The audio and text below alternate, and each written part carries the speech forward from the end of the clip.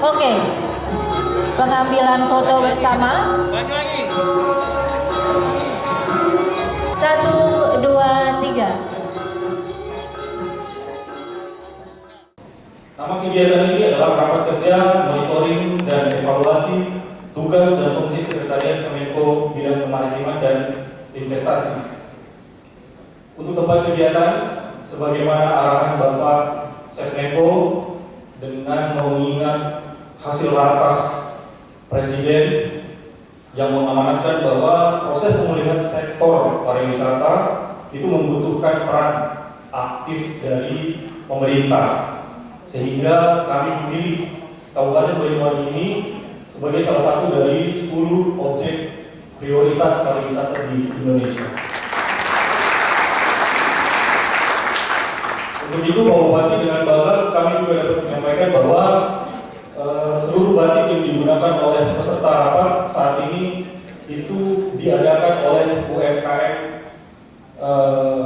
Kabupaten Banyuwangi.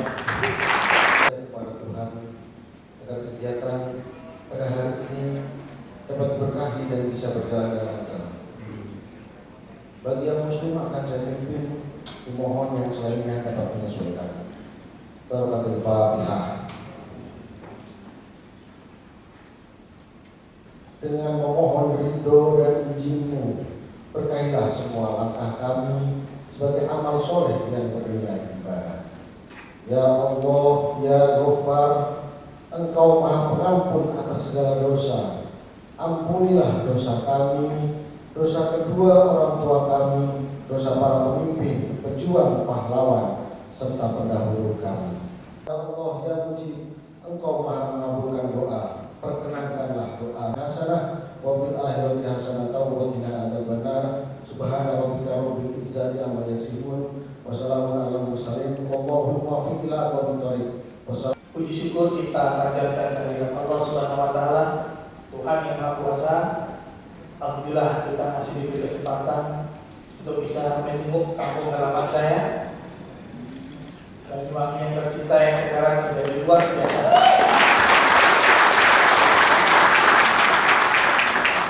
Alhamdulillah acara kita yang namanya rapat kerja Sekretariat Kemenko Koordinator Bidang Kemaritiman dan Investasi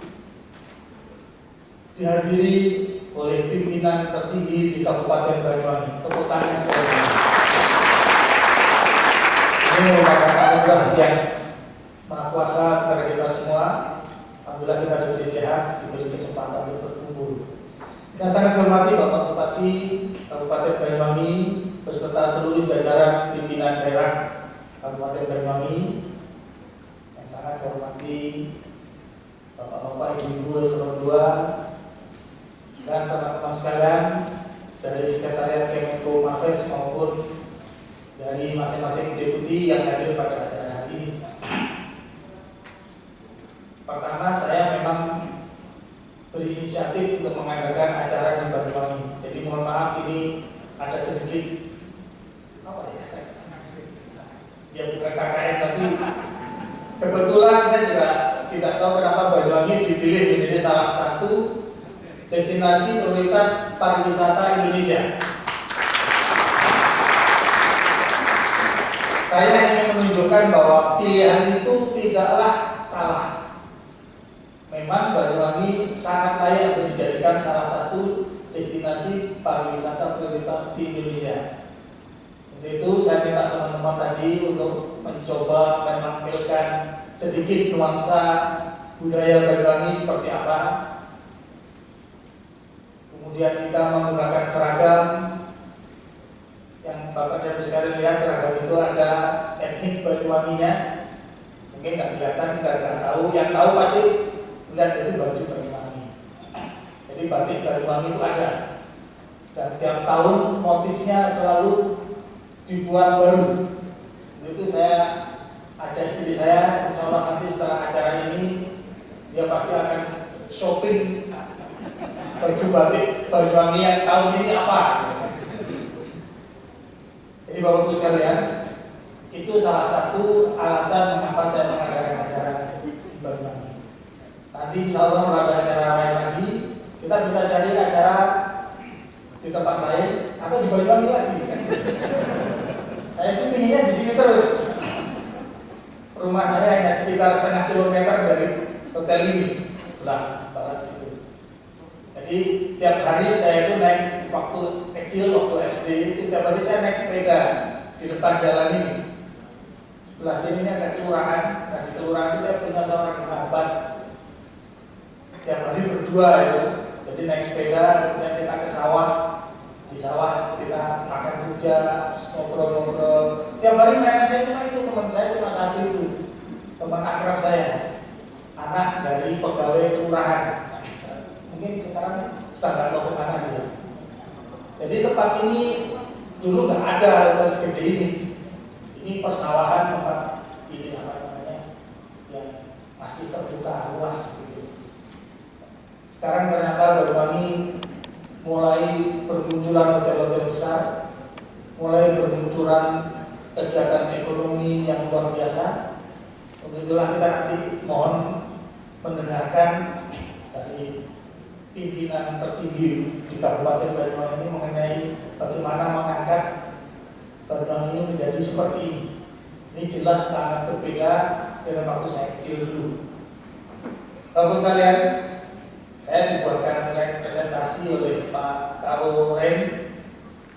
Coba next. Ini hanya untuk menjelaskan tentunya untuk Pak Bupati dan para peserta dari pimpinan daerah kabupaten bahwa Kemenko Marves, namanya Marves Pak, Maritim dan Investasi, yang buat anak-anak muda ini tadinya disebut Marinvest.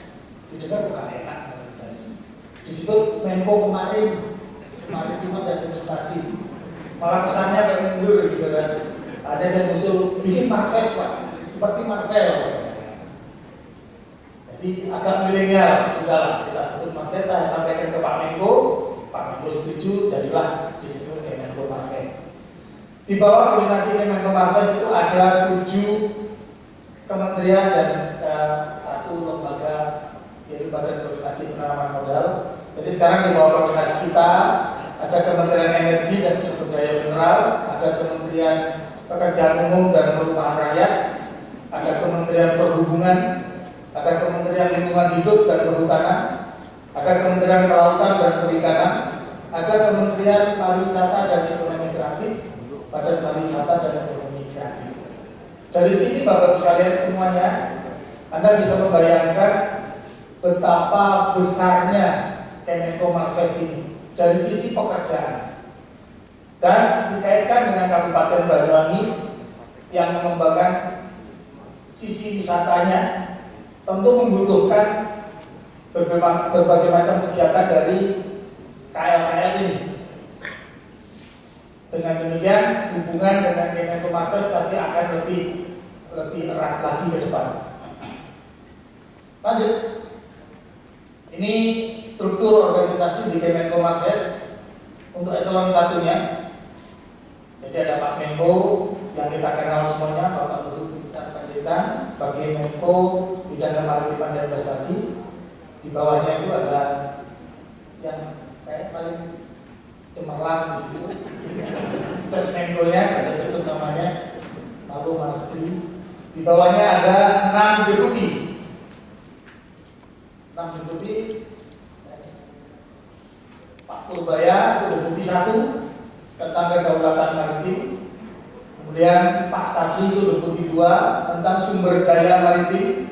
Di Banyuwangi ini banyak sekali sumber daya maritim, perikanan, kemudian macam-macam. Yang ketiga Pak Ridwan Jamaludin, ini bidang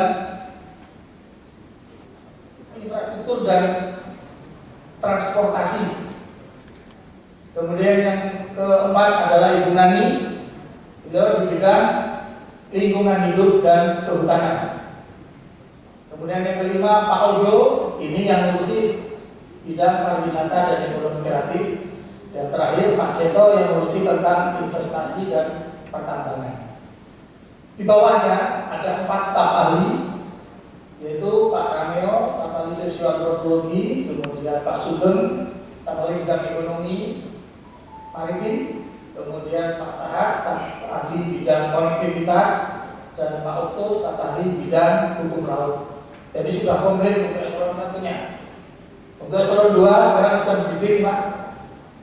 Ada 180-an orang yang sedang bidding sekarang ini untuk berebut posisi eselon 2 yang cukup banyak di Kemenko Marves. Lanjut. Nah, ini salah satu hal kenapa saya adakan acara di Banyuwangi. Jadi sekarang ini dengan adanya pandemi COVID-19, berbagai macam kegiatan menjadi turun drastis. Sebagian negara malah sudah lockdown. Dulu kita ribut-ribut soal lockdown, yang masalah utama bagi Indonesia dan bagi seluruh dunia ternyata bukan soal COVID-nya, tetapi soal ekonominya yang dipengaruhi oleh COVID. Sekarang negara Singapura sudah masuk ke resesi. Korea Selatan sudah masuk ke resesi. Kita, ekonomi kita sudah turun, tapi masih belum resesi. Tapi kalau kita biarkan, maka kita akan mengalami hal yang sama. Untuk itulah Bapak Presiden meminta agar ekonomi segera diangkat kembali. Bahkan kemarin saya baca belum minta di triwulan 3 ini kita sudah mulai bergerak lagi. Salah satu yang diminta untuk bergerak adalah pemerintah. Untuk itu kita diminta untuk mengadakan kegiatan bukan ke luar negeri tapi seluruh daerah Indonesia untuk bisa mengangkat ekonomi di daerah-daerah tersebut. Jadi di sini mungkin hotelnya jadi bergerak, UMKM-nya karena kita tadi beli pakaian segala macam di sini bergerak. Kita jahitnya Pak Bupati juga dijahit di sini Pak, menjahit Banyuwangi sehingga bisa menggerakkan ekonomi teman-teman penjahit di Banyuwangi. Nanti teman-teman jangan segan-segan untuk berbelanja berbagai macam souvenir, berbagai macam ciri khas Banyuwangi. Habiskan uang Anda di sini, nanti tambahin lagi di Jakarta. Kita adakan lagi kegiatan. Saya itu pengennya kalau kegiatan terus ke Banyuwangi ya, tidak akan pernah bosan saya. Tapi daerah-daerah lain pasti juga minta. Kayak saya minta para deputi di sini ada sesdeknya. Tolong daerah-daerah lain juga ditengok karena mereka juga membutuhkan kedatangan kita ini untuk memboosting ekonomi. Jadi saya nggak cerita banyak-banyak. Intinya angkutan udara sekarang turun, bahkan beberapa waktu yang lalu ditutup. Lanjut. Nah, ini apabila kita melakukan perjalanan, maka multiplier efeknya itu yang kita ingin dapatkan. Seperti yang saya sebutkan tadi, untuk itulah kita ingin ada acara di sini. Ingat, jangan sampai keliru bahwa kita ke sini liburan. Meskipun nuansanya memang liburan, tapi kita ke sini melakukan rapat kerja, monitoring dan evaluasi. Makanya kita adakan rapat seperti ini. Padahal enaknya adalah kita jalan-jalan ke Watu Dodol, jalan-jalan ke Bansering, ke Kemiren, itu lebih enak begitu. Jadi tetap kegiatan utamanya kita lakukan, sementara nanti kegiatan tambahannya yang lebih utama barangkali, ya tambahannya tetap bisa kita nikmati. Lanjut. Jadi itu tujuan kita mengapa saya adakan acara ini di Banyuwangi. Mungkin nanti para deputi mengadakan acara di tempat lain, silakan. Karena sudah diperintahkan oleh Pak Menko untuk segera bergerak. Karena ada anggaran yang selama ini 3 bulan tidak termanfaatkan, anggaran perjalanan dinas luar negeri. Kebetulan Kemenko Marves ini tugas luar negeri banyak sekali. Anggaran ke luar negeri di stop, sebagian pindah ke COVID, sebagian lagi kita pindahkan ke perjalanan dinas dalam negeri. Di tempat lain perbedaan menjadi masalah besar, di kami hal yang biasa. Ada Eropa masuk, kita masukkan saja. Kalau enak kenapa tidak? Gitu.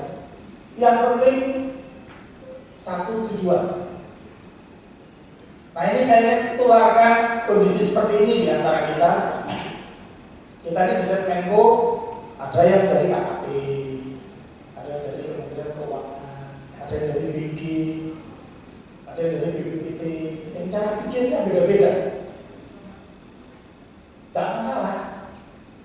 Kumpulkan jadi satu, yang penting patennya kita pakai. Kalau tidak sanggup pakai paten, keluar dari Setmenko, gampang kan? Keluar dari Setmenko, pindah ke Deputi. Deputi juga sama, pakai paten juga, gitu kan? Itu sebabnya ini selain dari sisi tangible, intangible juga kita pegang. Jadi teman-teman sekalian selalu mengasah diri untuk melihat bahwa banyak di kita ini hal-hal yang kecil kita perbesar, sementara hal yang besar kita nggak bisa raih.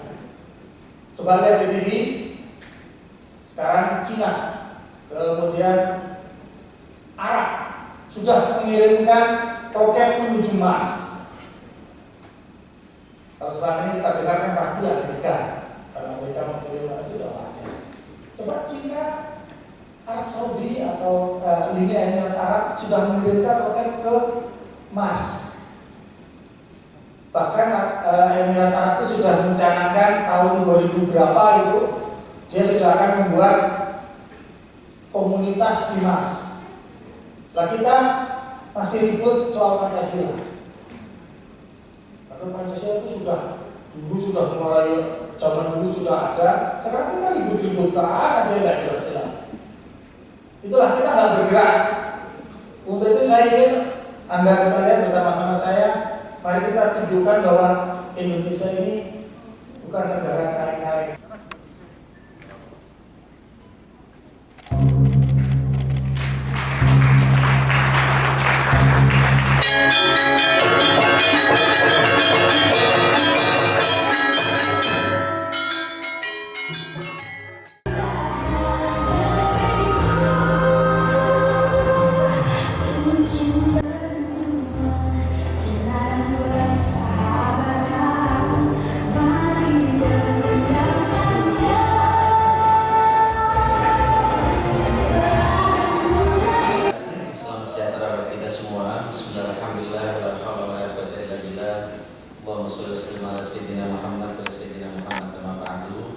Yang saya hormati Pak Agung, beliau ini dulu Dirjen Bea Cukai Orang Banyuwangi yang sekarang menjadi Sesmenko. Tepuk tangan saya kira buat beliau.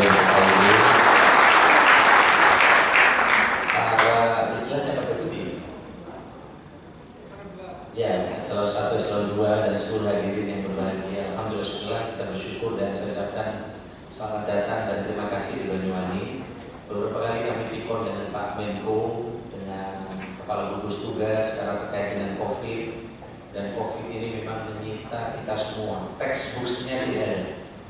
Maka saya kira setuju dengan apa yang disampaikan oleh Perdana Menteri New Zealand, orang perempuan hebat yang berhasil nomor 1 menangani COVID di dunia.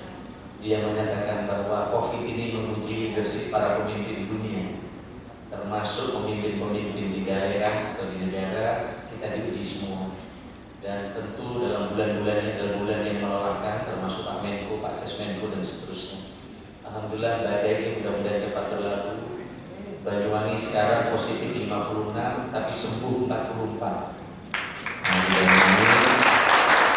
Kita tanggal 11 sudah ratusan di tetangga sebelah. Kami alhamdulillah seperti ini, dan mudah-mudahan ke depan kita terus bisa antisipasi ini sehingga hanya ada 3 daerah yang kuning di Jawa Timur, yaitu Banyuwangi, Bondowoso, dan Madiun. Jadi Bapak tidak perlu untuk datang ke Banyuwangi. Ibu dan Mas yang saya hormati, tentu ini adalah bagian dari implementasi dari arahan Pak Menko kepada kami, arahan Bapak Presiden, bagaimana kita melakukan kolaborasi untuk menangani ini. Dan mudah-mudahan kita segera bisa keluar dari masalah-masalah yang dari waktu ke waktu menghantui kita, karena sampai sekarang Bill Gates juga belum menemukan vaksinnya. Padahal sudah ratusan triliun untuk diinvestasikan. Begitu juga China dan beberapa lab besar sampai sekarang belum bisa menemukan. Janjinya sih Desember, Maret katanya sudah akan bisa diterima di Indonesia. Mudah-mudahan ini ini akan segera menjadi kenyataan yang ada di sekitar kita. Ibu dan saudara saya hormati, kami terima kasih sekali. Betul kata Pak Agung, Banyuwangi dulu bukan sesuatu yang dihitung oleh orang. Orang biasanya kalau wisata di Jawa Timur larinya ke Malang, kalau nggak ke Bandung, karena sejak Belanda itu memang tata ruangnya didesain untuk berliburnya para penjajah. Tapi kalau cari keris, cari pesangon, cari dukun ke Banyuwangi. Nah, jadi repot kalau orang kaya banyak harus dicurigai, mesti cari penglaris atau apa gitu. Atau kalau nggak ke Alas Purwo supaya naik jabatan, kira-kira gitu. Nah itu cerita-cerita masa lalu yang kadang mengganggu saya kuliah di UI nggak pede waktu itu. Karena teman-teman semua pokoknya kalau dekat sama orang banyak ada di santet gitu. Nah juga saya lagi ada tantangan banyak yang kami hadapi dan tentu di setiap departemen kementerian punya tantangan yang sama. Banyuwangi ini luasnya sama dengan 6 kabupaten di Mataraman. Bapak saya coba Mataraman ini 6 kabupaten sama dengan luasnya Banyuwangi. Di Mataraman anggarannya 12 triliun, Banyuwangi hanya 3,3 triliun. Panjang jalan ini 3.200 km. Di Mataraman per kabupaten rata-rata panjangnya Pak Agung jalan paling 400 sampai 500 km. Anggaran kami lebih kecil. Kemiskinan kami belum besar sekali 20,4%. Income per kapita kami rendah sekali. Income per kapita kami waktu itu pendapatan per kapita kami hanya 14 juta, Malang sudah 20 juta. Kita bergerak cepat dengan afirmasi yang kita kerjakan, pariwisata yang lebih berpihak kepada masyarakat. Kami tidak izinkan Alfamart, Indomaret selama 10 tahun, dan kami tidak izinkan satu pun mall di tengah kota karena pendapatan per kapita kami sangat rendah. Hasilnya Bapak sekalian, karena Bapak dari Investasi Ekonomi, jadi kami langsung lompat-lompat angkat. Coba saya kembalikan ke pendapatan per kapita. Kami tidak ada mall besar. Bapak masuk tidak ada kemacetan seperti di Malang. Waktu itu income per kapita kami 14 juta, Malang 20 juta. Bapak lihat kami sekarang pergerakan kami. Madiun masih 27 juta. Madiun. Kediri 26 juta, Malang 26 juta. Jember 31 juta. Banyuwangi tanpa mall, tanpa pasar modern yang kami izinkan secara besar-besaran, pendapatan per kapita Banyuwangi melonjak menjadi 51,8 juta per tahun. Nah, afirmasi kebijakan inilah yang ingin kami sampaikan kepada teman-teman di Jakarta, bahwa Boim Yunah bukan hanya perlu kredit. Orang miskin kredit perlu, tapi pasar mereka perlu diproteksi. Sehebat apapun kredit mikro kita berikan kepada mereka, tapi kalau pasar mereka tidak diproteksi, pasti orang miskin akan kalah dengan orang kaya. Dan inilah yang kami kerjakan di Banyuwangi. Kredit kami berikan, tapi pada saat yang sama pasar mereka akan diproteksi. Ini dipidatokan enak, tapi kerjakannya sakit perut saya 10 tahun. Karena betapa kepentingan begitu banyak. Bapak landing di bandara enak, ini pesawat. Bapak landing di bandara, Bapak lihat hamparan sawah kami jaga. Tata ruang terus kami pertahankan. Bahkan kami membangun bandara dengan APBD, non APBN untuk sisi terminalnya. Tidak pakai AC, pakai kayu-kayu ulin bekas, dan kanan kirinya tetap dari sawah. Sekaligus kami ingin menunjukkan kepada publik bahwa Banyuwangi boleh maju, tapi persawahan kami dan pertanian kami tidak boleh digerus dengan dan atas nama kemajuan.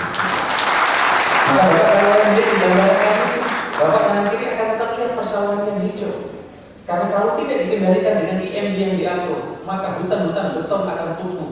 Semua dengan dan atas nama investasi, ruang kita menjadi penuh dengan beton dan menjadi sesak. Dan inilah yang kami lakukan. Tapi sama, pidato itu enak dipidatokan, nahannya sakit perut Pak Ayu. Karena begitu banyak kepentingan untuk membangun di sekitar bandara ini. Artinya apa kami menyampaikan di dalam waktu yang singkat ini, bahwa investasi penting, tapi tata ruang kita demi masa depan anak kita, sebagaimana Pak Menko juga harus kita jaga. Dan itulah yang kami kerjakan. Ibu dan Pak sekalian saya hormati, tentu tantangan kami banyak sekali. Bapak lihat tadi mulai landing nggak banyak baliho kan? Ada satu kota itu Bapak landing itu baliho banyak sekali. Mata-mata kita lelah. Udah di kamar iklan banyak, di HP kita iklan banyak, turun dari alam udah iklan banyak. Bapak lihat kan tidak banyak iklan. Kami kendalikan. Baliho-baliho yang tumbuh kami potong. Kami harus berhadapan dengan berbagai pihak. Dan itu semata-mata untuk menjaga agar tata ruang kita menjadi nyaman dan hijau. Sehingga target kami Bapak Ibu ketika landing di Banyuwangi, ketika Bapak pernah di Jakarta akan menjadi sejuk ketika datang ke kota ini. Apalagi kota ini termasuk versi BPS 5 tahun belum direvisi. Kalau dulu hidup paling murah itu jadi hidup paling murah di Jogja, di Solo, di Kudus. Tapi 5 tahun berturut belum bervisi biaya hidup berwisata paling murah. Sekarang nomor 1 bukan Kudus, bukan Jogja, tapi Banyuwangi. Jadi saya kira Pak Agung dan itu rapat di sini, SPBD-nya Bapak-Bapak pasti banyak sisa nanti. Karena belanja murah ini angka BPS belum bervisi sekarang. Misalnya sangat efisien, Bapak makan rujak nasi tempong pasti sampai kenyang murah. Bapak akan makan ikan bakar yang lebih gede murah, Bapak coba nanti 5 orang ya sampai ya jauh lah dengan di Jakarta dan seterusnya. Kuliner kami ada banyak di tempat ini. Nah ini yang sekarang mulai tumbuh yang kita kembangkan. Food street kita kembangkan. Ibu dan Mbak sekalian hormati. Tadi beliau bercerita tentang hotel. Kami sampaikan kemarin ketika Bapak Presiden datang ke tempat ini. Kita sama perlu ada afirmasi. Kalau tidak, ini semua dirambah oleh investor, rakyat tidak punya ruang Pak Agus. Ini mumpung ini Kemenko Manfres, keren. Saya bilang tadi Manfres kamu ya, maritim dan investasi. Saya kira keren di tangan saya kira buat singkatan ini. Pada sekarang lagi, pariwisata ini memang perlu dikembangkan. Banyuwangi pariwisata menjadi jalan yang kami pilih. Karena untuk memperbaiki brand, untuk memperbaiki tradisi yang dulu dianggap kurang bagus supaya jadi bagus. Sehingga pariwisata bagi Banyuwangi bukan semata-mata untuk mendatangkan uang dan mendatangkan wisatawan. Ini yang penting yang kami sampaikan. Pariwisata bagi Banyuwangi menjadi jalan untuk melakukan konsolidasi kebudayaan. Menjadi jalan untuk melakukan perubahan tradisi yang dulu jorok menjadi bersih dan seterusnya.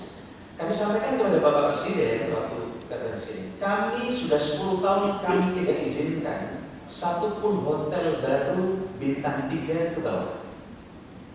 Kami hanya izinkan hotel bintang 3 ke atas. Maka ketika grup Kompas menemui kami di awal kami menjabat ingin mendirikan Amaris, saya tolak. Kami ingin membuat segmentasi bahwa rakyat harus diberi ruang. Karena kalau semua diambil investor, betapa banyak pariwisata tumbuh hebat, tapi rakyat menjadi penonton dari pertumbuhan pariwisata di satu kawasan itu. Maka rakyat tidak bisa menang. Maksud kami apa? Supaya hotel budget ini tidak mengambil alih yang mestinya diberikan ruang untuk rakyat, tapi sekaligus kami ingin mendorong agar Banyuwangi segera menjadi destinasi Pak. Karena kalau tidak nanti hotelnya atau Melati tidak menjadi destinasi. Maka muncullah sekarang homestay seperti ini Pak sekarang. Ada berapa sekarang homestay Pak?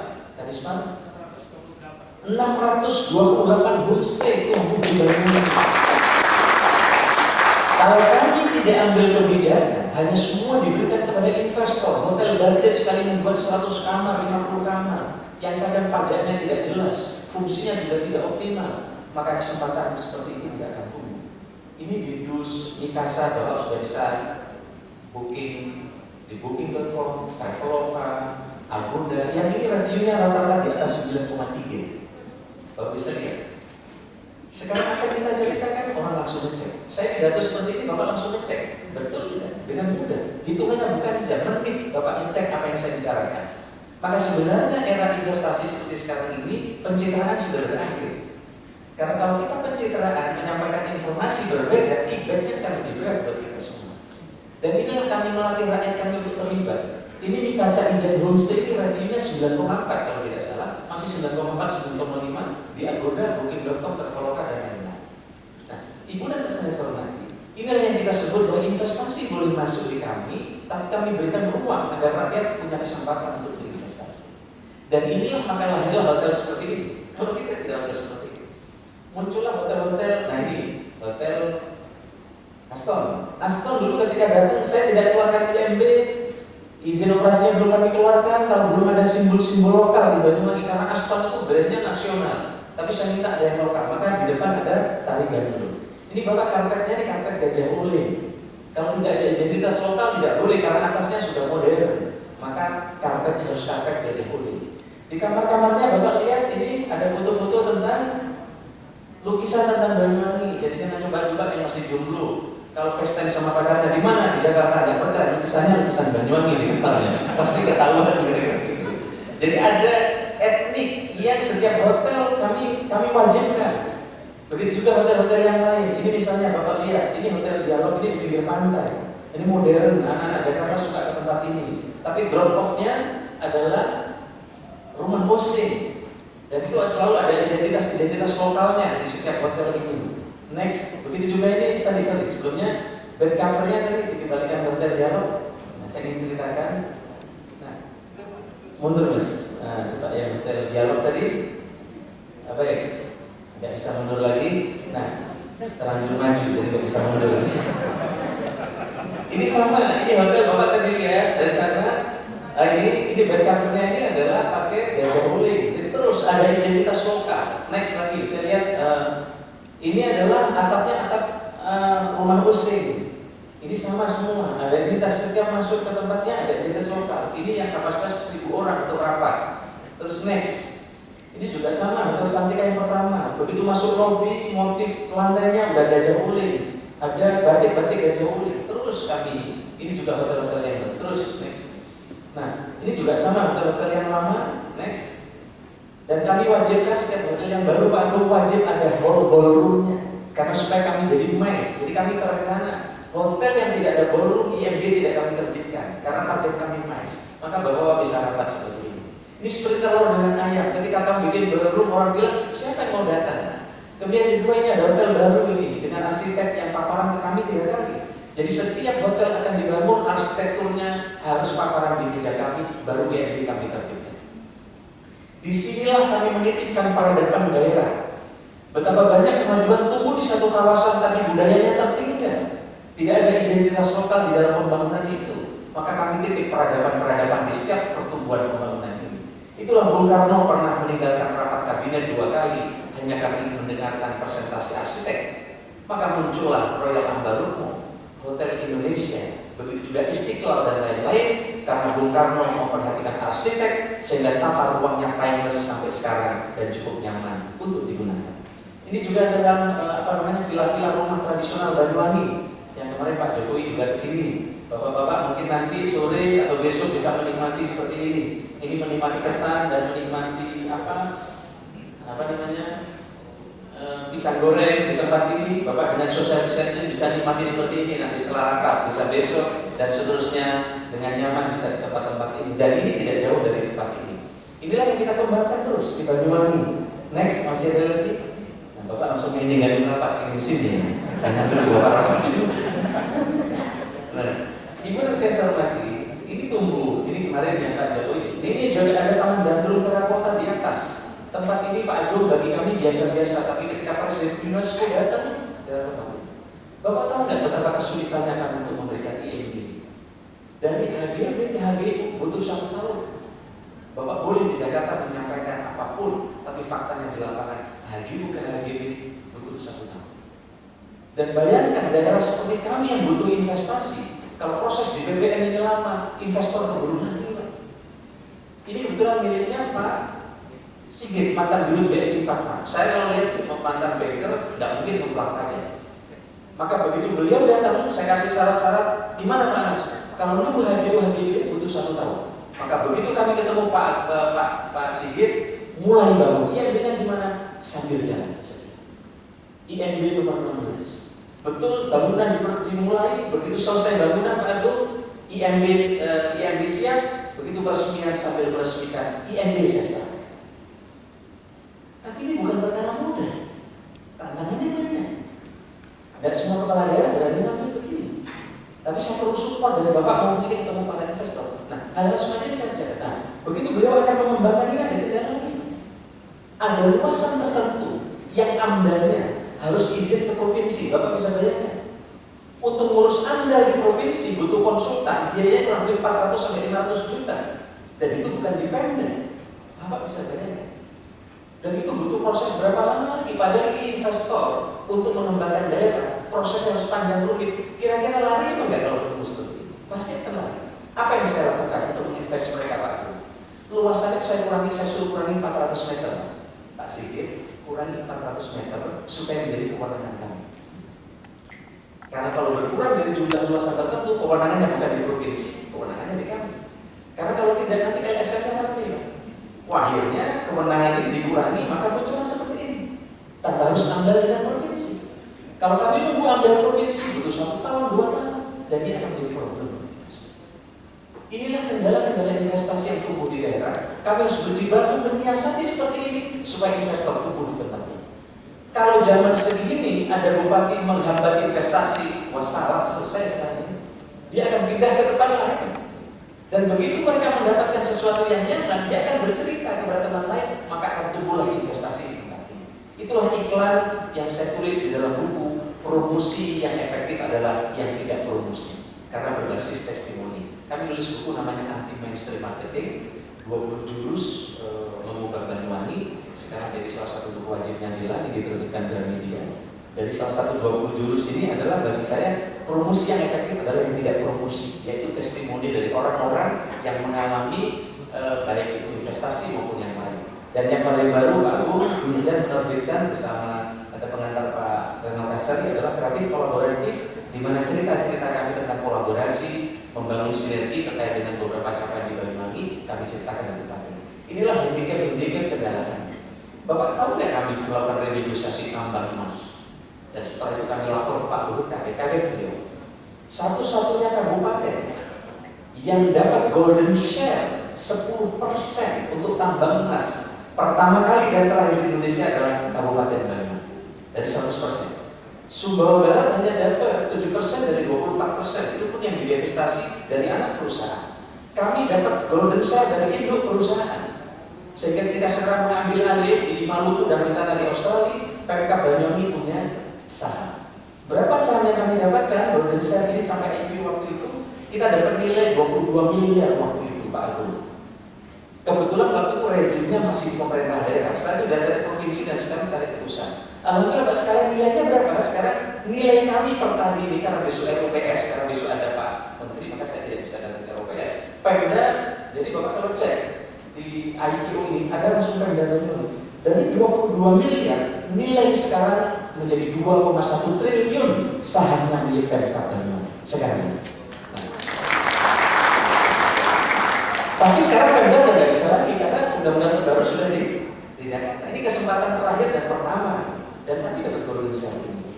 Karena bagi kami waktu itu kalau perubahan investasi ini, kepemilikan Pemda tidak punya pendataan, tentu akan rugi sekali. Dan alhamdulillah 4 tahun kami renegosiasi pajak. Karena betapa banyak perusahaan tambang emas, tapi pajaknya tidak dibayar di daerah, maka kami tidak dapat dampak dari pembayaran pajak. Hampir semua pajak dibayarkan di Jakarta. 2 tahun kami negosiasi kepada pemilik perusahaan, 2 tahun kami negosiasi kepada kantor pajak. Ini pun berhasil setelah kami lapor Pak Menko dan Menteri Keuangan, setelah kami bertemu dengan diundang ke mana? IMF World Bank. Ada foto saya mungkin? Ya, di Bali ada fotonya mungkin ya. Nah, sekarang saya lagi, kami negosiasi pajak Pak Agung. Pajak perusahaan ini bayar pajaknya di Kuningan, di Jalan Rasuna Said.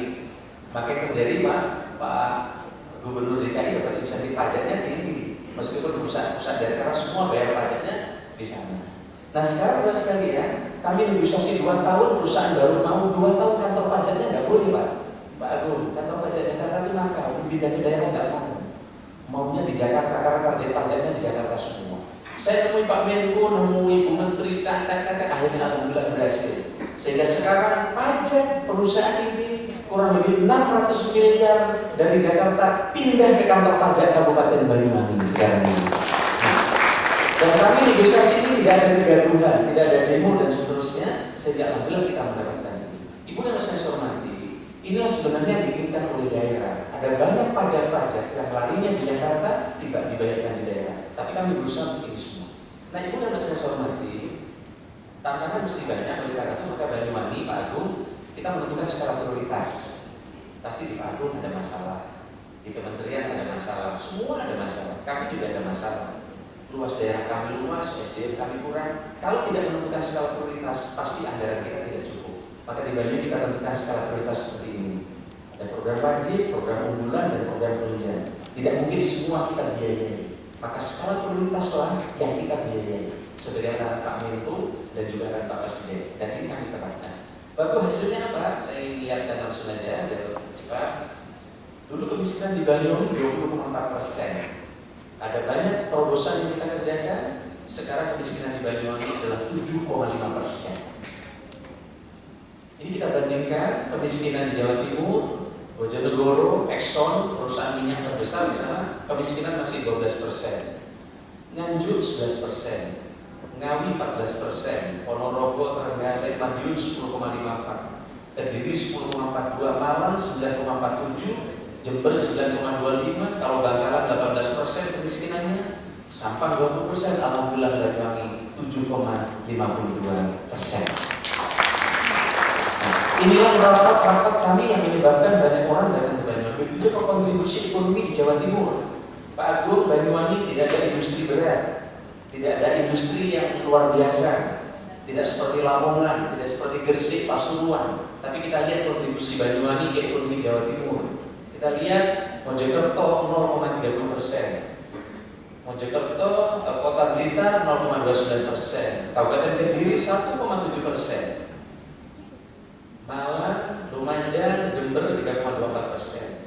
Alhamdulillah Banyuwangi 3,3%. Ini adalah kontribusi yang dikerjakan, yang diberikan oleh Banyuwangi. Ibu dan sekalian saya hormati, yang berikutnya adalah tentu tantangan kita ke depan akan sangat berat, dan di Banyuwangi kami melihat masih ada orang miskin yang tidak punya rumah. Bahkan dia pekarangannya menampung di pekarangan orang, dan di Indonesia jumlahnya banyak. Di Banyuwangi 3.500-an orang seperti ini. Maka Pak Agung terhadap orang yang sebatang kara, tidak punya keluarga, rumahnya ngampung di tetangganya, kita bikin namanya program Barang Kasih. Sehingga setiap hari kami kirim makanan gratis untuk orang miskin, pagi dan sore kita kirim ke rumah masing-masing. Sudah 2 tahun di Dulu kami tidak punya tenaga untuk mengantar, maka kami kolaborasi dengan Gojek. Karena kalau di sepeda motor uangnya tidak cukup, belum ongkosnya, maka kolaborasi dengan Gojek sehingga inovasi ini menjadi top inovasi pelayanan publik, dan kami mendapat hadiah kurang lebih 10 miliar dari Menpan RB atas inovasi yang kami kerjakan ini. Ini adalah bagian dari kegiatan itu yang kami kerjakan.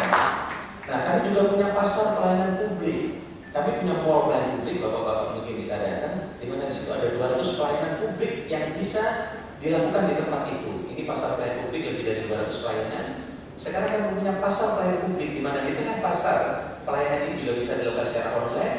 Bahkan ada ADM, Anjungan Dukcapil Mandiri. Bapak Ibu kalau ngurus KTP, tinggal ngirim email ke kantor Dukcapil, nanti barcode-nya dikirim, yang mana dilihat oleh Pak Presiden, maka barcode-nya ditandai, langsung keluar KTP-nya Ibu dan Bapak sekalian. Sehingga tidak perlu lagi ngurus di kantor Dukcapil. Ini yang kemarin dilihat oleh Bapak Presiden. Dan kita punya 189 desa sudah terhubung dengan FO, fiber optik. Sudah 4 tahun ini Banyuwangi di mana desa-desa kami terhubung namanya smart kampung. Pak Agung, kami tidak bikin namanya smart city, karena city yang smart bagi kami biasa. Ya toh? Bahkan Jakarta itu minta Anas tolong berubah jadi smart kampung. Namanya smart city, kalau enggak kami nilai, enggak kami lombakan. Saya bilang enggak dilomba, enggak apa-apa. Yang penting smart kampung ini menjadi motivasi buat kita semua. Padahal Pak Agung, kalau saya lihat orang Jakarta yang sosok smart city, aslinya wajahnya orang kampung semua. Cuma kebetulan dia Pak Agung ini kan di Jakarta, padahal juga orang kampung kan gitu. Maka kita bikin smart kampung supaya apa? Menjadi dukungan bagi orang kampung, supaya kita cukup kuat untuk mendorong negara ini menjadi infrastruktur. Alhamdulillah Bapak sekalian, kita sekarang menjadi smart network ASEAN. Jadi Pak Agung, saya laporkan sebagai orang Banyuwangi, di Singapura yang masuk smart network ASEAN, mohon maaf, bukan Bandung, bukan Surabaya, bukan Malang, tapi yang masuk adalah smart network ASEAN adalah Kabupaten Banyuwangi bersama DKI Jakarta. Karena kita punya network yang kuat sekali begitu. Dan teman-teman juga sudah diundang ke Washington, ini diundang oleh pemerintah Amerika, diundang ke Jepang, ke Korea, karena terobosan yang dikerjakan oleh Banyuwangi terkait dengan smart city. Maka Bapak kalau ke sini, mampirlah ke kantor-kantor desa. Bapak akan lihat bagaimana kecanggihan teknologi di kantor desa. Bahkan kepala desa sekarang untuk tanda tangan tanda tangan surat menyurat nggak harus ada di tempat, cukup tanda tangan elektronik dari HP. Maka sering saya bilang Pak Kades ini kalau ketinggalan istri nggak dicari, tapi kalau ketinggalan HP dicari. Karena untuk pelayanan ini coba mungkin vlog saya waktu melihat di kantor desa saya tampilkan di desa Benteng Wetan. Nah, Bapak sekalian, desa-desa kami itu sudah benar, Agung sekarang sudah 189 desa. Dan ini Pak. Ya, assalamualaikum warahmatullahi wabarakatuh. Ini saya ada di desa Benteng Wetan. Konsep kantor desanya luar biasa. Ada infrastruktur teknologi yang canggih dan tempat ini konsepnya seperti kafe. Ya, assalamualaikum warahmatullahi wabarakatuh. Ini saya ada di desa Benteng Wetan. Konsep kantor desanya luar biasa. Ada infrastruktur teknologi yang canggih dan tempat ini konsepnya seperti kafe. Semua petugasnya jalan-jalan kaki. seperti ini, kira-kira persiapan untuk pelayanan new normal ke depan. Ini 30 kilo dari Kalimantan. Teman-teman sekalian, 189 desa di Banyuwangi telah terhubung dengan fiber optik dengan sistem yang disebut dengan smart kampung. Dan dengan smart kampung juga verifikasi data bansos sangat mudah dilakukan. Mereka yang telah belum mendapatkan otomatis akan menyala dan tertolak dengan sistem ini. Ini adalah kantornya di kantor desa Desa. Ini ruang perpustakaannya luar biasa ini.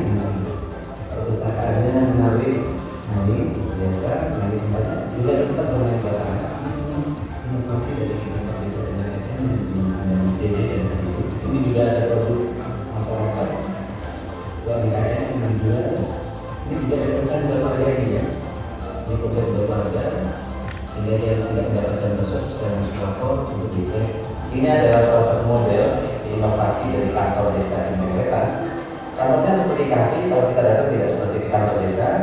Ini adalah bentuk dari inovasi yang dikerjakan oleh teman-teman. Coba jelasin ini mereka yang komplain di tempat ini. Jadi ini ada yang mau komplain, kita tinggal di sini pulang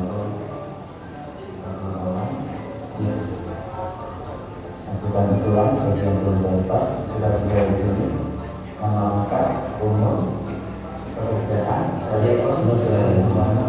Ya terima kasih. Assalamualaikum warahmatullahi wabarakatuh. Terima kasih sekalian. Dengan sistem ID ini, ketika banyak daerah gaduh tentang bansos, Pemda Banyuwangi desa-desanya tidak terlalu gaduh. Karena begitu double penerimanya langsung nyala di kantor desa, kecuali yang data dari Jakarta. Jadi kami terbantu sekali dengan sistem ini. Dan mereka yang belum dapat kita bikin pelaporan secara online. Cukup masukkan nik, bisa cek tetangganya, saudaranya apakah dapat atau tidak. Cukup dicek dengan ini. Tetapi bagi mereka yang belum terima, tentu kami melakukan langkah-langkah yang secara sistematis, termasuk kami tempel Pak di gereja, di masjid, siapa yang terima, siapa yang belum. Jadi orang biar kritiknya di sini, nggak sampai ke Jakarta.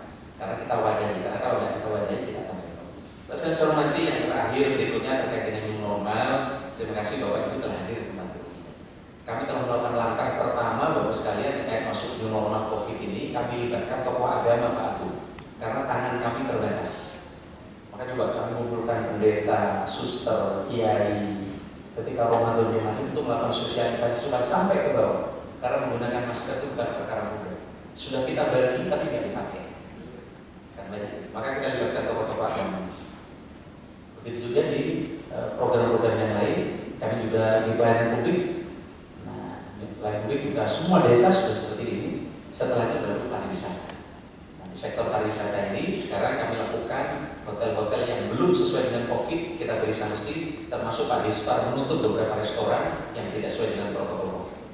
Nah, Ibu dan saya hormati, sanksi sudah kita berikan, penutupan warung, dan mudah-mudahan ini ke depan bisa terus berjalan dengan baik. Begitu juga penutupan restoran yang tidak sesuai dengan SOP. Mungkin bisa diputarkan video new normal pariwisata. Ini terkait dengan inilah pekerjaan yang kami kerjakan terkait dengan new normal pariwisata di Kabupaten Banyuwangi.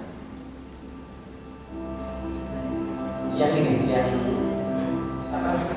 Ya, yang kebiasaan menyala. Gaya baku pelesiran di Banyuwangi, tradisi, teknologi, keindahan, dan kesehatan. Perwisata di Banyuwangi tak akan sama lagi dengan sebelumnya. Pakai lebih happy, pakai teknologi, makin kaya tradisi, dan bikin sehat ini. Apa gaya baru wisata Banyuwangi? Ada aplikasi panduan kesehatan. Sajikan semua destinasi, hotel, homestay, kafe, restoran, dan warung makan yang telah mendapat sertifikasi kebersihan dan kesehatan dari Dinas Kesehatan. Ada paket wisata tradisi di alam rumah yang bikin sehat ini. Banyuwangi jagat biosfer berlimpah kasihnya. Seni budaya permukaan bakal tersaji. Protokol ketat mengisi acara dan pengunjung.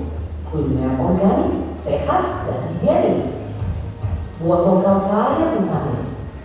Paket wisata outdoor bikin sehat jiwa Anda. Ada protokol jam buka untuk destinasi dan kafe resto. Boleh lagi bukan non-stop 7 hari seminggu, biar ada waktu evaluasi kesehatan dan kebersihan.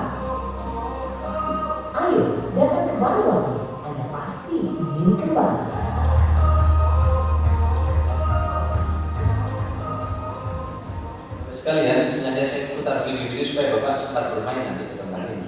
Maksud saya waktunya tidak cukup. Jadi ini banyak outdoor tourism yang itu resiko penularan COVID-nya kecil kata Pak Menko. Inilah yang jadi prioritas kami.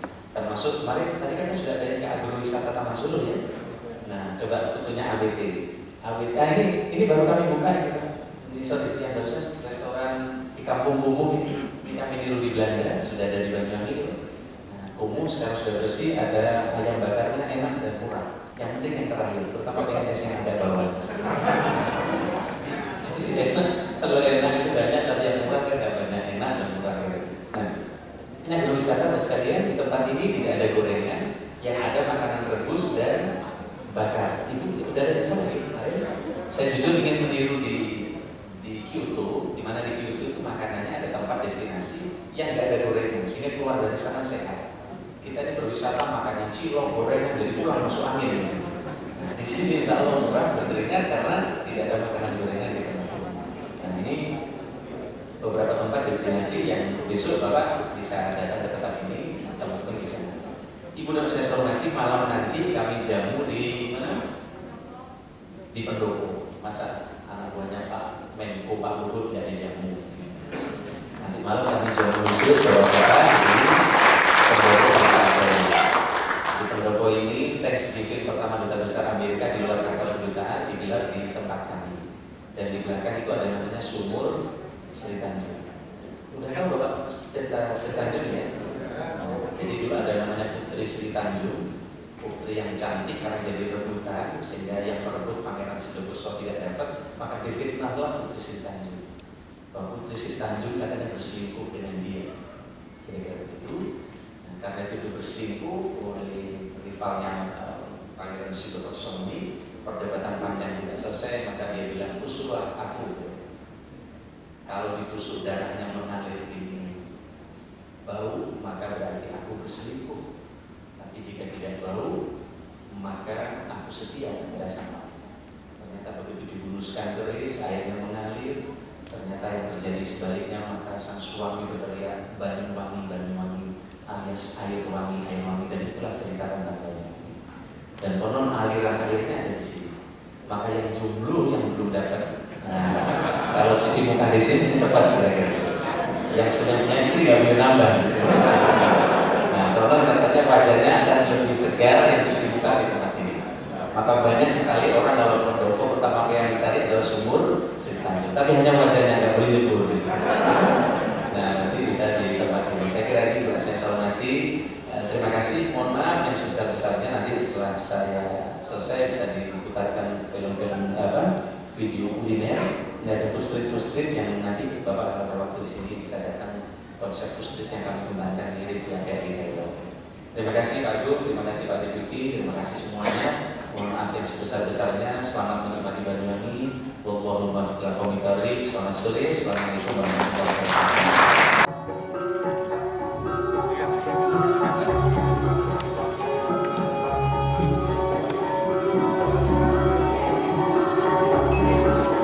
Selanjutnya, penyerahan kenang raya dari Bupati Banyuwangi kepada Sekretaris Kementerian Koordinator.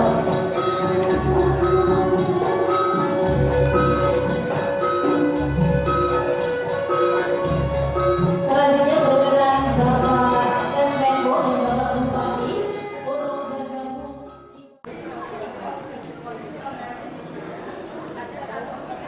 bergabung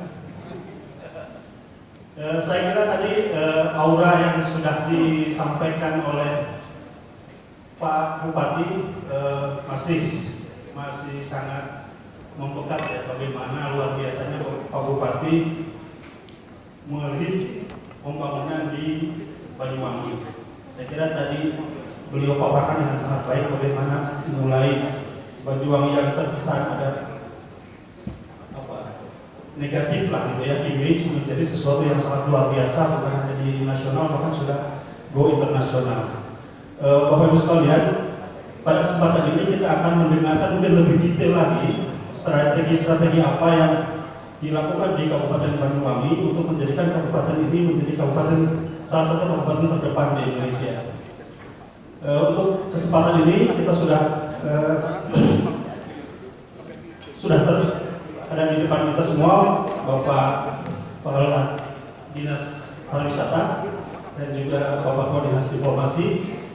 Beliau akan memaparkan strategi-strategi apa yang dilakukan oleh Kabupaten Banyuwangi selama ini dan juga layanan-layanan seperti apa yang dilakukan oleh kabupaten. Untuk itu kami persilakan mungkin dari Bapak Kadis Pariwisata terlebih dahulu. Kami persilakan Pak. Bismillahirrahmanirrahim. Assalamualaikum warahmatullahi wabarakatuh.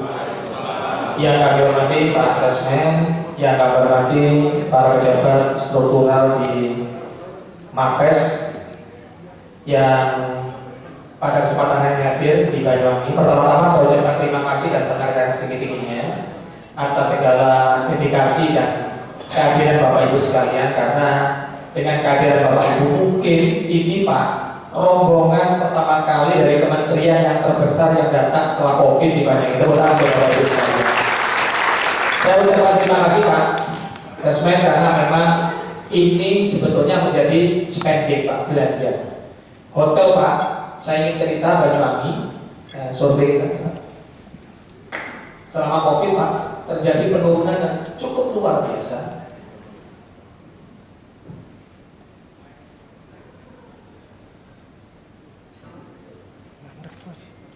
Ya,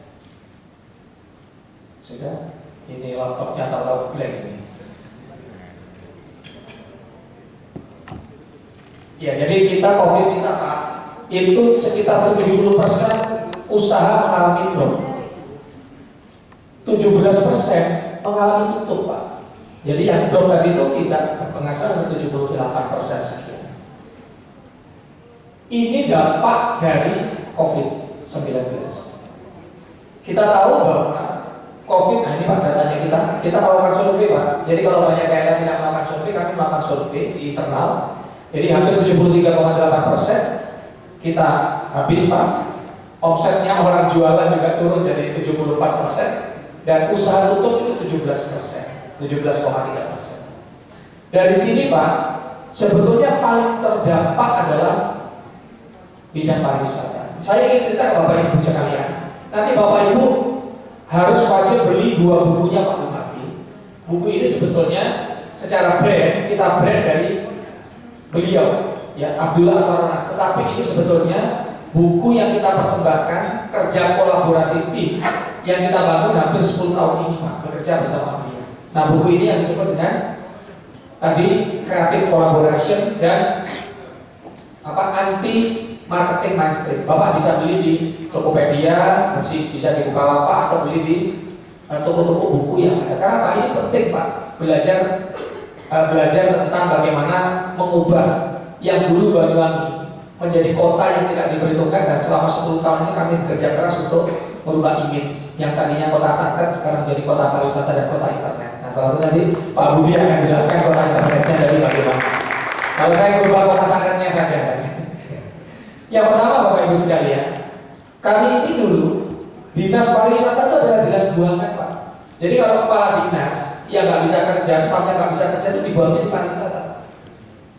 Jadi bagaimana sekarang dinas yang dulu dibuang, sedangkan kami personal tidak pernah mengganti 1 staf pun, tetapi kami mencoba bekerja dengan kolaborasi, dan itu yang dikerjakan oleh semua SKP di sini.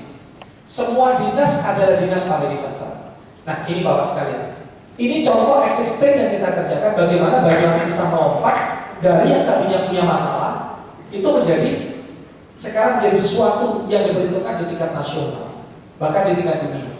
Kenapa tingkat dunia? Karena kami 2016 kemarin menjadi juara dunia kebijakan pariwisata local government, dan itu menjadi yang terbaik sedunia Pak, mengalahkan 148 negara di sana. Ya. Dan itulah kami mendapatkan promosi di luar negeri yang cukup banyak ini Pak. Nah, ini saya presentasi di Spanyol, di Madrid, ya di lawan kita 148 negara Pak. Dan alhamdulillah Banyuwangi presentasi. Apa yang saya presentasikan Pak? Bahwa Indonesia Pak Asesmen bisa maju Pak. Indonesia bisa maju. Gimana caranya? Caranya satu, mengalahkan ego sektoral. Nah itu yang di dunia nggak ada.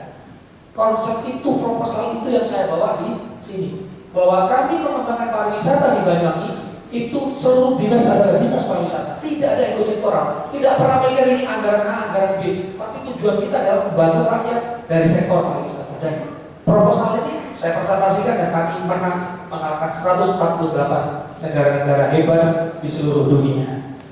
Itu Bapak Ibu sekalian. Nah, kata Pak Bupati, kalau kita mau ngalahin berhasil, sepak bolanya kalah Pak, tapi ternyata berhasil kalian sama kita main pariwisata. Kalau main sepak bola sampai kiamat kita nggak menang-menang sama Brasil kan gitu. Tapi ternyata lewat kebijakan pariwisata kita menang. Nah, ini Bapak lihat, inilah cara pandang kita merubah cara birokrasi yang baru. Birokrasi baru adalah saat dulu saya kuliah di STPDN, saya dulu diajari kata-kata reinventing government. Bagaimana mewirausahakan birokrasi. Tetapi saya belum menemukan teorinya selama saya praktek hampir 25 tahun. Tetapi saya menemukan caranya adalah setelah ketemu dengan kawan-kawan ini membuat konsep proposal tadi yang kita sebut dengan anggaran di SKPD saling punya program SKPD lain. Ya, dikerjakan tanpa event, tanpa ekosektoral, untuk mencapai tujuan tertentu. Jadi kalau dulu Pak, Bapak tadi lihat, kami ini kalau ada dinas A, dinas B, itu mengerjakan sesuatu, suratnya nomor 2 Pak. Pak, besok kami ada tamu Pak. Dari mana? Oh, Kemenko Marves. Apa yang dibutuhin Pak? Saya butuh tarian, saya butuh gamelan, saya butuh itu. Tinggal beli aja ke kami Pak. Tariannya semua yang bayarin adalah dinas pariwisata. Begitu pula Pak, begitu tamu saya ngomong, ini butuh hotel, butuh kendaraan. Kendaraan dalam hitungan menit Pak, ditelepon kepala dinasnya semua 38 kepala dinas, Innovanya kumpul Pak. Itu lengkap dengan driver dan BBM-nya yang dibiayai oleh dinasnya masing-masing. Dan itu tidak pernah dipikir itu tamunya siapa? Itulah tamunya pemerintah daerah. Nah konsep itu Pak yang terus kami gelorakan dan proposal ini. Nah ini Pak ceritakan. Kami menyelenggarakan festival Pak. Ini tidak pernah pakai ego. Jadi Pak, sesmed di sini nggak pernah pakai ego Pak. Jadi kalau kami ini nanti berhenti jadi PNS Pak, bisa bentuk ego sendiri Pak sudah. Jadi penyelenggarain event itu semua Pak lengkap Pak. Bapak lihat itu. SKPD penyelenggaranya adalah Dispa. Ide kreatifnya Dispa. Tetapi Bapak lihat bagian perlengkapan apa? Yang tukang pasang pagar itu barikadenya, mengumpul banner itu bagian perlengkapan. Bagian umumnya sound system, tenda, kursi, mami. Humas pasang baliho promosi media sosial, LH Pak, bagian pasang karpet, bunga, kebersihan, toilet portable, terus perikat, diskop, tenda pameran, dinkes, tugas medis, kontraktif, dan semua Pak menjadi satu dalam hitungan hari aja. Jadi sering Pak, kami dari kementerian, kadang dari provinsi, Pak, nah, ini jam 12 acaranya jam 4, kok belum ada apa Pak? Sudah itu dulu aja, nanti 1 jam lagi selesai. Mereka begitu kita katakan, Mas jam 1 pasang semua Pak, selesai. Dan itu seperti komando aja, dan itu yang kita jual pada saat saya di Spanyol. Dan itu ternyata di dunia nggak ada Pak, adanya di Banyuwangi, makanya kita menang Pak. Artinya apa Pak? Artinya ternyata di dunia ekosektornya juga banyak Pak, kalau gitu jawabannya kan begitu. Saya bawa proposal ini menang, berarti di dunia itu banyak yang ekosektoral, makanya nggak maju-maju. Saya cerita Pak, saya udah bekerja sekarang 27 tahun di birokrasi. Tapi 10 tahun ini kami menemukan cara pandang yang berbeda dari birokrasi. Yang ini ingin saya ceritakan pada anak muda yang sekarang ini hadir di kesempatan hari ini. Saya kemarin juga menjadi pembicara di Diklamping Kemendagri. Saya ceritakan apa yang saudara buat. Kalau di kementerian kita masih berbentuk ekosektoral antara bidang, deputi dan sebagainya, maka kita tidak akan pernah selesai. Itu yang kami kerjakan di sini. Kami di sini bekerja tidak melihat ini anggarannya siapa. Anggaran yang kami kelola adalah anggaran negara yang dioptimalkan untuk pokoknya adalah untuk pemerintah daerah, bukan SKPD. Jadi di sini nggak ada Pak. Bapak kalau ada spanduk tulisannya misalnya Dinas Pariwisata juga ada. Logonya satu, pemerintah Kabupaten Banyuwangi Pak. Karena sebetulnya nama yang diberi adalah Pemdanya, bukan kepala dinas. Jadi nggak penting bagi kami untuk menaikkan nama kepala dinas. Yang penting adalah bagaimana rakyat ini sejahtera dan pemerintah ini namanya baik di seluruh kekuatan yang ada. Dan itu kuncinya adalah bagaimana seluruh kepala dinas adalah berkumpul menjadi mengumpulkan kekuatan tadi. Itu kuncinya Pak. Dan itu nanti ada di buku apa namanya? Anti mainstream di buku itu Pak. Ini Pak. Bapak lihat 20 prinsip kreatif kemajuan Banyuwangi. Ini Pak salah satunya yang saya ceritakan tadi ada di situ. Makanya Bapak harus beli buku ini. Bapak mungkin bisa bermanfaat bagi dinas, kantor atau mungkin pada saat kita pindah kita bisa kerjakan di level-level yang paling kecil. Inilah buku yang kita persembahkan untuk Indonesia sebenarnya, yang kami juga lama Pak ingin membuat buku tapi nggak bisa-bisa, tapi tercetus pada saat dengan adanya Pak Abdullah Soekarno. Nah ini Pak, saya ngambil 3 aja. Nah pada saat yang bersamaan setelah adanya COVID, survei sebulan lalu Pak, survei sebulan lalu di Traveloka, Banyuwangi menempati daerah yang 3, kalau orang ditanya Pak se-Indonesia, disurvei oleh Traveloka, kamu kalau setelah COVID, kamu mau kemana? Yang pertama orang Jawanya adalah ke Bali Pak, 79%. Terus Yogyakarta 20%. Dan yang ketiga yang mengagetkan bagi kami dan Traveloka, orang mau ke Banyuwangi Pak. Peringkat ketiganya adalah Banyuwangi 9%, hampir sama dengan Bali. Dan ini yang mengagetkan kami. Dan inilah yang membawa semangat kami untuk terus membenahi Banyuwangi bagaimana siap menerima wisatawan. Maka langkah pertama yang kami lakukan adalah melakukan sertifikasi. Ya. Jadi Bapak lihat hari ini Bapak bisa langsung download HP-nya, silakan di-download langsung Pak. Ya. Banyuwangi Tourism, Bapak cek di Banyuwangi Tourism Pak, di-download aplikasi itu Play Store-nya Pak ya. Itu Banyuwangi Tourism. Di sana Bapak akan lihat Pak, semua aplikasi ada di sini. Bapak mau tidur hotel, Bapak cek hotel restorannya apakah sudah layak COVID atau tidak, apakah lolos sertifikasi COVID atau tidak. Bapak cek di sana. Restoran kalau mau makan cek dulu Pak, yang sudah terverifikasi ada di sana. Dan Bapak bisa memberi review seperti di Traveloka. Hotel ini baik buruk, destinasinya baik buruk, semuanya ada di dalam satu genggaman yang ini dibuat oleh anak-anak Banyuwangi ini. Anak buahnya Pak Budi di mana nanti yang bisa jelasin. Semua aplikasi Pak yang dibangun oleh pemerintah daerah dan webnya tidak menggunakan konsultan, tapi digarap sendiri oleh anak-anak Banyuwangi yang dikoordinir oleh Kominfo. Dari mana uangnya? Ya uangnya beliau, saya dulu Pak. Gitu Pak. Kan tadi tidak ada ego sektoral, kan gitu Pak ya. Jadi saya bilang, Pak Budi tolong dibuatin aplikasi A. Nah Pak Budi, siap Pak, tadi dia junior saya, pasti mantap aku kan ke saya. Saya jawabnya kan begitu Pak. Jadi di situ Pak, anggarannya semua siapa? Bagaimana dari mana?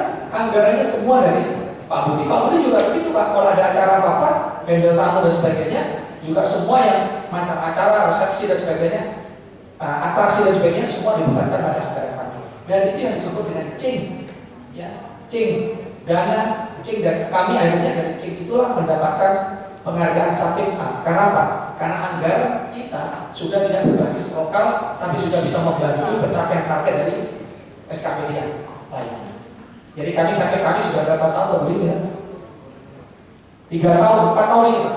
4 ini tahun keempat, tunggu yang keempat sakit kita A, dan satu-satunya kabupaten yang sakit A di Indonesia adalah Kabupaten Banyuwangi. Selanjutnya Bapak sekalian, jadi kalau ke Banyuwangi sudah nggak perlu sulit-sulit Pak, tinggal pakai aplikasinya aja. Jadi ini one application yang kita sebut dengan super app. Nah selanjutnya Pak, bagaimana strategi saya kan mulai dari 20 tadi Pak? No? Yes. Langsung Mas, strateginya. Strategi pariwisata yang pertama, nah ini Pak, ini yang keren. Ini strategi marketing yang pertama di dalam bukunya Anti Mainstream Marketing tadi. Setiap dinas adalah dinas pariwisata. Semua Pak, semua kepala dinas harus bisa mendatangkan wisatawan. Jadi kalau Pak Kadis Bapak ini kalau cari kadernya Kadis pariwisata di sini banyak Pak Budi ini suruh cerita kayak saya bisa. Cerita destinasi dia, kepala dinas kesehatan bisa. Bisa Pak, karena apa? Karena dituntut semua harus jadi brand ambassador, mendatangkan orang. Nah ini Pak Budi. Setiap dinas adalah dinas pariwisata. Dinas perindustrian pun mengemas pabrik kereta api terbesar se-Asia Tenggara dengan museum kereta api. Jadi kepala dinas disperindak Pak. Pada saat presentasi ada museum kereta api, museumnya yang dia tidak dikeluarkan oleh Pak Bupati sebelum mereka membuat destinasi. Jadi kita nggak perlu bayar Pak. Di lain tempat investornya yang bayar Pak. Buat investasi ini enggak. Pabrik kereta api harus buat museum. Nah museumnya ini jadi destinasi pariwisata dan sekarang sedang on progress untuk dibangun. Dan ini namanya membangun gratis Pak. Caranya ya kita dikata Pak Bupati, jangan ditekan MB. Kalau MB tekan selesai ya. Investor akan selesai dengan masuk uangnya. Tapi dengan ini Pak ada 2 impact. Yang pertama adalah pabrik yang dibangun kereta apinya, tapi kita punya destinasi yang nanti bisa dikunjungi orang. Ini pabrik kereta api museum terbesar se-Asia Tenggara nih Pak. Kalau Bapak mau selesai jadi akan ada museum kereta api terbesar se-Asia Tenggara. Dan ini jadi destinasi. Lumayan Pak, nggak bayar tapi dapat destinasi Pak. Kalau buat cari investor mahal Pak nanti. Ini Pak, Tour de Hijau. Ini dikerjakan oleh Dispora. Ini juga turis semua Pak, mancanegara yang datang Pak. Tapi targetnya kan Dispora. Tadi dinas perindustrian ditarget oleh kita karena semua dinas oleh dinas pariwisata. Yang ketiga adalah selanjutnya adalah kadis koran. Ini awalnya Pak, ini kadis pertanian tadi Bapak tadi ke sana. Itu asetnya kadis pertanian Pak. Tapi itu awalnya Pak, wisatawannya kalau weekend itu terbanyak Banyuwangi Pak, tertinggi wisatawan. Itu kepala dinas pertanian Pak, nggak ada wisatawan. Jadi pokoknya semua dinas harus dapat wisatawan supaya spendingnya banyak, belanjanya banyak. Ini Bapak lihat, ini dulu Pak, sungainya kotor, LH-nya pusing, kepala dinas LH lingkungan hidup mau dikasih anggaran berapapun, targetnya nggak tercapai Pak. Sungainya kotor karena orang suka buang sampah. Yang kedua Pak, orang suka BAB Pak. Dinas kesehatan yang pusing karena target BAB-nya tidak tercapai. Tetapi akhirnya oleh dinas pengairan Pak, anggaran dinas pengairan dibuatnya tidak sampai.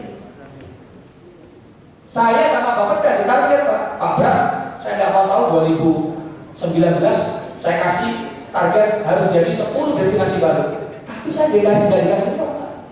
Bapak bisa jawab. Jadi kami itu nggak dikasih uang sepeser pun, tapi ditarget ada 10 destinasi. Ya caranya gini Pak, ini satu Pak, sudah kejawab kan? Dibangun kepala dinas pengairan Pak, satu.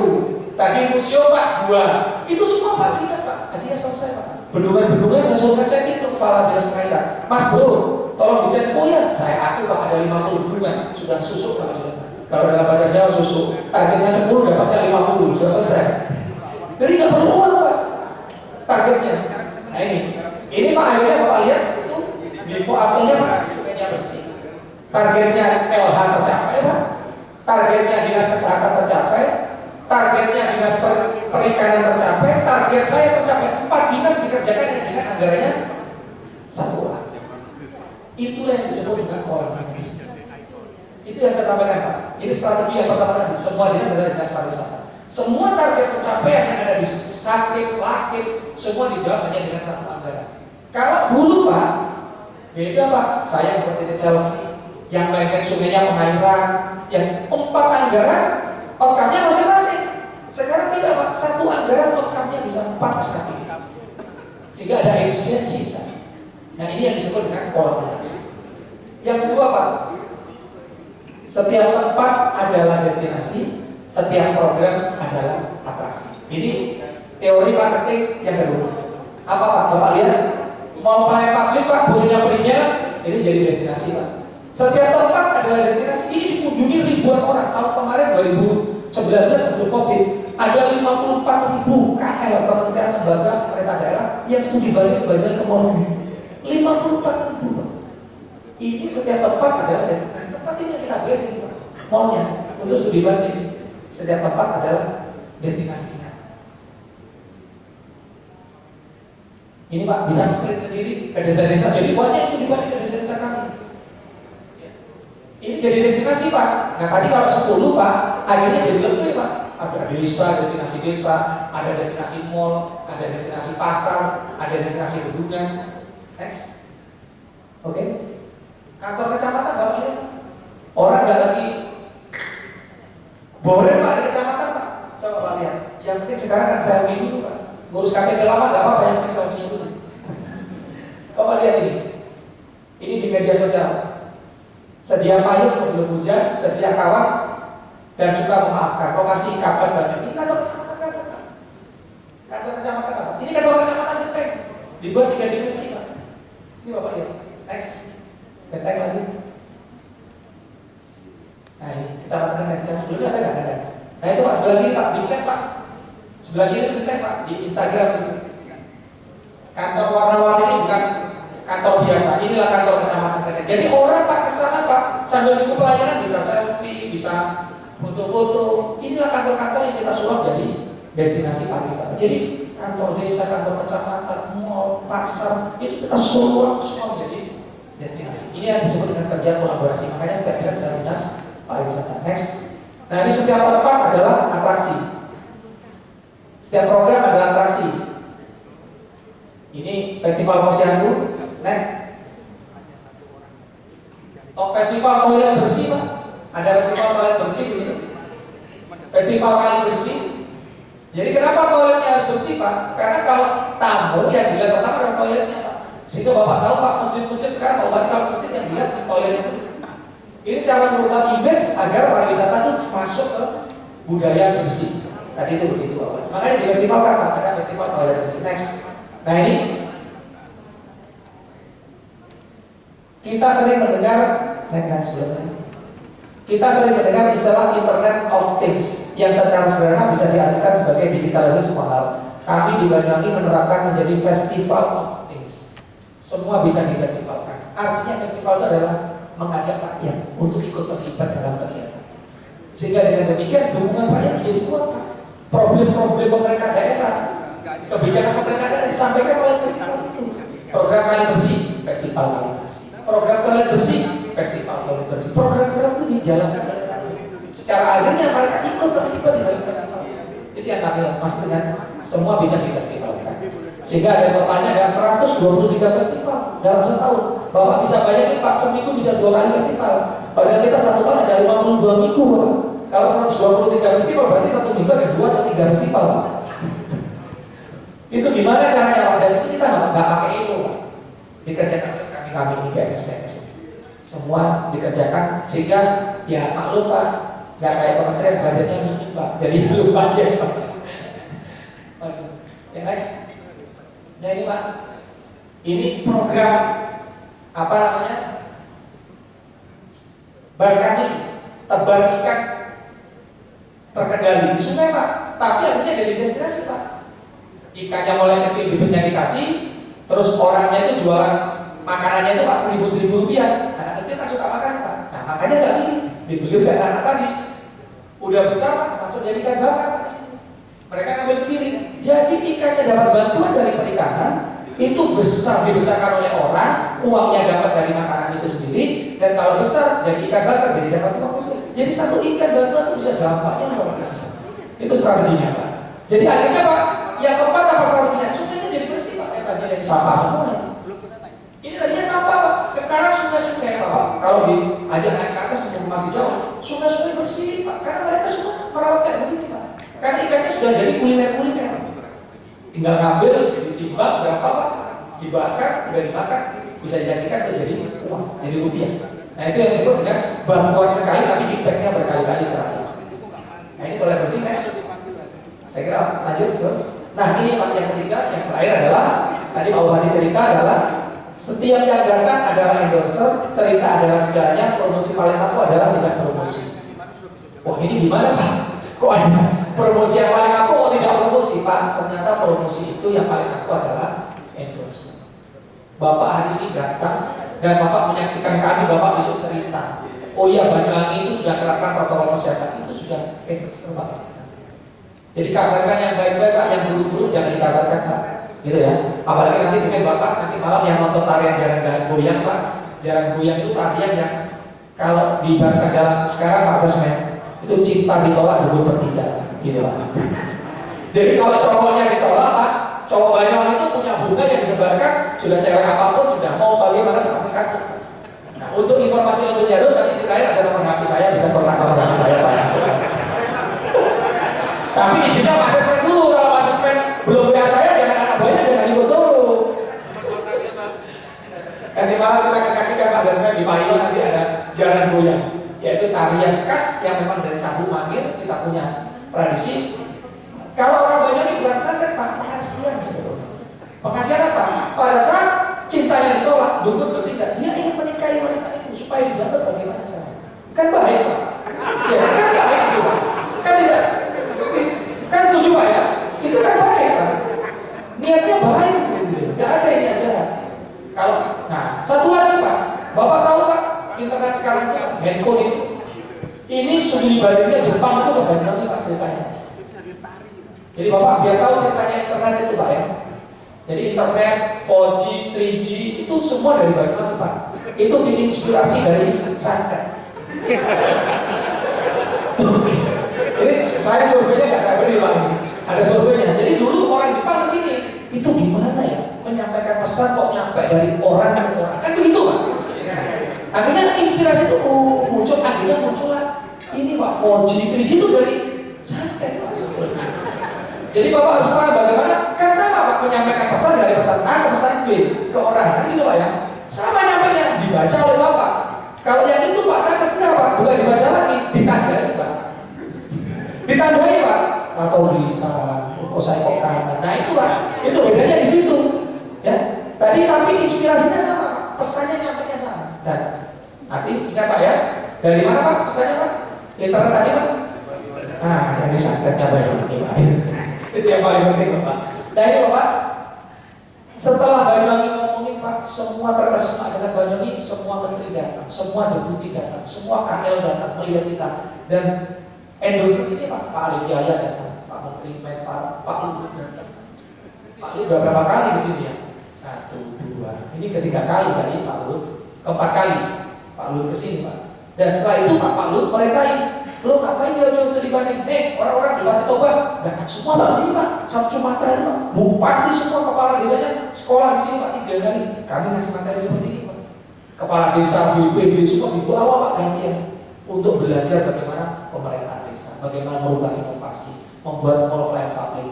Jadi ini Pak, endorsernya coba ada Pak Mahfud MP, Bu Sri Mulyani, Bu Menteri Luar Negeri itu datang semua di sini Pak, dan mereka yang jadi endorser. Akhirnya jawabannya adalah promosi tidak, promosi kami nggak bayar Pak, mereka yang cerita. Ya mereka yang cerita dari cerita-cerita yang mereka datang ke Banyuwangi. Nah yang terakhir Bapak Ibu sekalian, kami ingin memberikan kebijakan. Ini juga endorser Pak. Sampai orang buat film aja di Banyuwangi Pak, Yowes Bank. Ya, ini buat filmnya di sini Pak. Nah ini endorser. Omais juga datang ke Pak Iwan nanti malam Pak. Sesmen nanti akan ke sana Pak. Ya, Pak Sesmen harus nge-vlog nanti Pak ke sana Pak. Iya, mengenalkan gaya. Ya oke, next. Oke, yang terakhir kami ingin cerita tentang kebijakan pemerintah daerah Pak, tentang COVID Pak. Oke, COVID kami sudah membuat sertifikasi Pak. Jadi ada stiker yang kami tempel Pak. Nah ini Pak, Bapak lihat kalau makan Pak di restoran-restoran Bapak harus lihat ada stikernya enggak? Kalau enggak Bapak di handphone tadi Pak dicek Pak restoran mana. Oh sudah ada, Bapak datang Pak. Tapi kalau enggak ada stikernya Pak, jangan. Karena itu bagian dari ribet. Ribet kita adalah begitu restoran, hotel, destinasi ini total Pak yang sudah kita garap Pak. Ada 11 destinasi, ada 11 hotel, 596 unit PKL yang sudah kita sertifikasi. Artinya apa? Kalau Bapak makan ke restoran itu, nginep di hotel itu, dijamin insya Allah protokol kesehatan dijalankan. Bapak hotel Aston ini Pak, sebelum buka, sebelum dapat stiker Pak, mereka semua wajib rapid test. Kalau nggak rapid test nggak boleh buka oleh Pemda Banyuwangi. Jadi bisa dipastikan Bapak tidak memilih hotel yang salah. Jadi tepuk tangan untuk teman-teman panitia. Dan saya satu lagi bahwa bisnya juga nggak salah Pak, satu-satu Pak, double atas bawah. Saking taatnya pada protokol kesehatan Pak mereka. Dan tadi kita juga ada guide ya, guide yang saya tugaskan. Mereka semua sebelum tugas mereka juga rapid test Pak. Mereka semua rapid test. Tidak ada kalau nggak rapid test itu tadi mereka pakai PIN. PIN itu yang menandakan bahwa dia sudah lolos sertifikasi. Karena kalau dia nggak ada PIN-nya, mereka nggak boleh bertugas. Karena kamu tidak layak untuk kita mendampingi tamu baik di dalam maupun dari luar. Jadi PIN itu Pak yang akan menggunakan semua kita online kan di handphone. Gitu Pak sekali. Nah setelah itu Pak, ini sopir, driver, guide sudah kita sertifikasi, dan yang terakhir adalah penindakan. Nah, ini Pak, kami membuat perbuk Pak. Ya kami membuat perbuk. Perbuk ini intinya adalah jika hotel, restoran, destinasi tidak menjalankan protokol kesehatan, maka KTP dan izinnya langsung dicabut dan kita tutup. Nah ini Pak, karaoke kemarin saya tutup Pak. Itu saya sedia pakai kopi. Jadi kalau operasi saya pakai kopi Pak. Jadi kopi ternyata aman. Dikira ustad kan yang nutup karaoke itu. Ini Pak, ini Pak, ini warung Pak. Pak Sesmen Boknas sudah saya tutup Pak Sesmen. Tapi sekarang sudah buka lagi Pak Sesmen.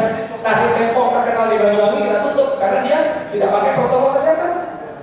Tidak ada cuci tangan, yang jualan tidak pakai masker, ya udah kita ingatkan hampir 2 minggu nggak di jalan kita tutup. Tapi setelah kita edukasi 2 hari 3 hari dia buat pernyataan dan sekarang sudah baik kita buka. Jadi caranya kita tutup Pak. Ada limit and punishment. Kita ingin memberi kepastian bahwa Bapak yang datang ke Banyuwangi ini betul-betul kami komitmen untuk menjalankan protokol kesehatan, karena kami tidak hanya menjamin kesehatan Bapak, tapi juga kami menjamin kesehatan kami sendiri. Rakyat Banyuwangi juga tamu yang datang ke Banyuwangi. Saya kira itu yang dapat saya sampaikan. Terima kasih. Kurang lebih mohon maaf. Bila terlalu banyak masalah